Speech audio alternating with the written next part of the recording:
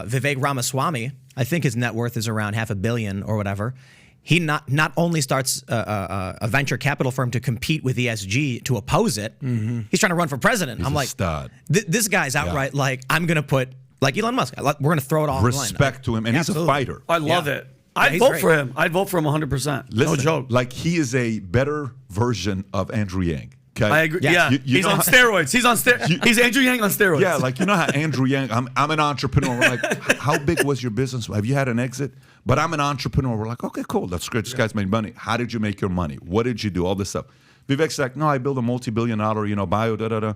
And here's where I'm at right now. And he writes the books, and he goes out there. And by the way, do you see how fast his Twitter and his audience is growing? Do you see how many people are looking at this guy saying, damn, this guy is great at explaining it. You know, he's great at breaking things down. He's one of the guys that during this season, every time there's a run, a new star is born. I think this guy is a star being born. Just a few months ago, he had 40,000 followers on Twitter. You know what his story is? He's working he's building this multi-billion-dollar biotech company. The BLM riots happen. They come to him and say, hey, you should put out a statement or, change your profile picture or whatever. And he's like, oh, okay, yeah, for sure. Because he's like, whatever. And he puts out the statement where it's very neutral. We should come together and, put an end to the violence. And we're all Americans here. Apparently, they came to him and said that was inadequate. It was bad.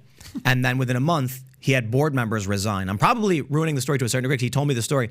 And so here's my vision of Vivek Ramaswamy. He's an entrepreneur. He just wants to start a business. He wants to create something of benefit. He wants to help mankind.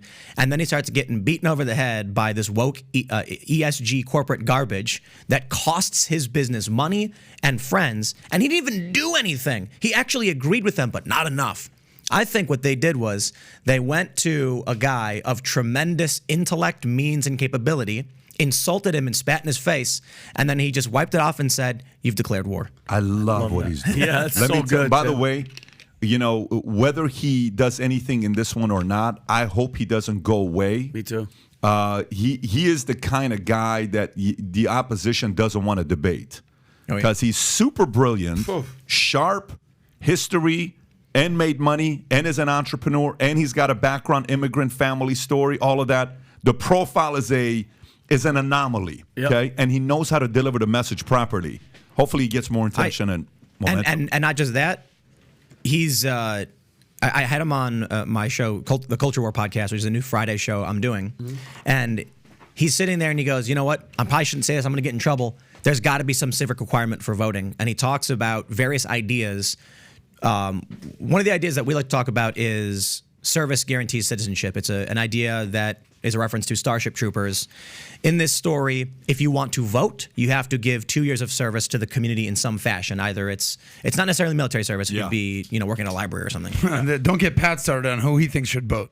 But so one of the ideas that Vivek brings up is maybe when you fill out your selective service card, you get a voter ID, and that is the bare minimum requirement. You fill this out. You don't have to fill it out. You could say, you know what, I'm not going to sign up for selective service, and men or women are both required to, but when you do, now you can vote.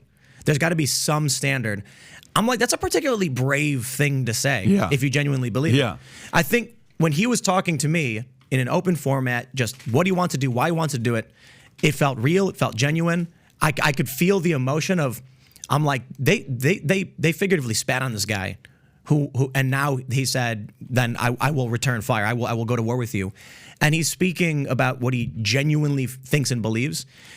I told him this. I said, look, I don't think you're going to win. But I do think you're going to make the conversation better. And I do think you're going to positively change this country by standing up on a debate stage, saying everything you just said, and making DeSantis or Trump answer to it. Do you think he'll make funny it you're on saying the this. I was just going to say that, Pat. Do you think he'll make it on the stage? Let's get into that part. But it's funny you're saying this. I did this video in 2014, April 15, 2014. Rob, if you can pull it up on YouTube to show it to him, and I broke it down. And so many people were pissed about this video. It was a video titled Earn the Right to Vote, okay? Earn the Right to Vote, and everything was about you. I don't care if you're 40 years old, 20 years old, or 14 years old. I think a guy that's 14 years old that's paying tax, we don't need to play the video. I'm not going to do this here. Nice jersey. I don't care if you're 14 years old and you're paying taxes, you have more right to vote than a 26-year-old staying at home who's never paid taxes. You can't vote. So it became you have to pay a minimum of amount of taxes to have the right to vote. I like that. You know, and then if you did a few things, your vote is actually 2 votes. Meaning, wow. if you serve the military, you get an additional vote. If you do this, so the more you contribute to society, I love that. the more of a voice you have. The less you contribute to society, the more. Matter of fact, if we ever ran a country, you know what our tax system would be? It'd be progressive, except the other way around. Oh, really? You know what that means? You know what it means progressive the other way around? The more you work, the less you have to pay. The more you taxes. contribute, the less you pay. Because I'm thankful for you. We're thankful for you. But the less you use your talents to contribute to society, the more taxes you pay. So the people that don't use their God-given talents get taxed at the highest level. The people that contribute their God-given talents and go above and beyond, you get taxed the least because you're making our life easier because you're creating jobs for everybody. So Vivek's thinking, if that's what you said he was telling you about voting and all that stuff, he's going to piss a lot of people off. I love it. But I love it. Keep Absolutely. lighting it up. But that's what I respect. I'm like, for a politician or someone who's running to come out and be like, there's got to be some kind of civic requirement, that shows a lot of honesty. So if you like this clip and you want to watch another one, click right here. And if you want to watch the entire podcast, click right here.